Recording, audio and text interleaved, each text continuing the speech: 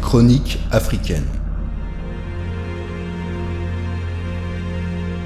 Dès le début du 19e siècle et jusqu'à la seconde partie du 20e siècle, des hommes avides de liberté et de justice sociale, d'authenticité et d'égalité raciale ont marqué l'histoire pour avoir courageusement mené leur peuple à l'indépendance.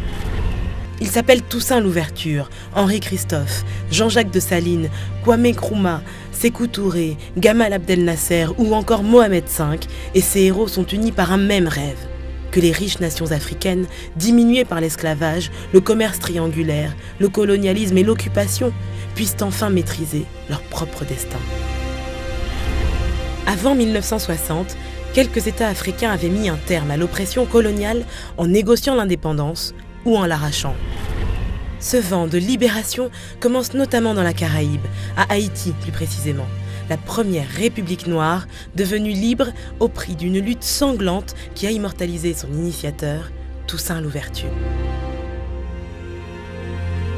Il aura fallu attendre plus d'un siècle pour que la fièvre de l'émancipation touche enfin le continent africain avec les républiques du Ghana, de la Guinée, du Maroc, d'Égypte, les précurseurs, et en 1960, c'est le Cameroun qui ouvre le bal des indépendances.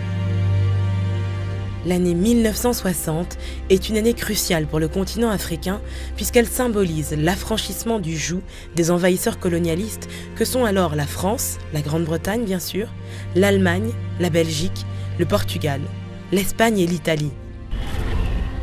Née de la révolte ou du compromis, cette nouvelle donne africaine a été mise en place par des figures charismatiques qui ont lutté et payé, parfois de leur vie, l'accession du continent à la souveraineté.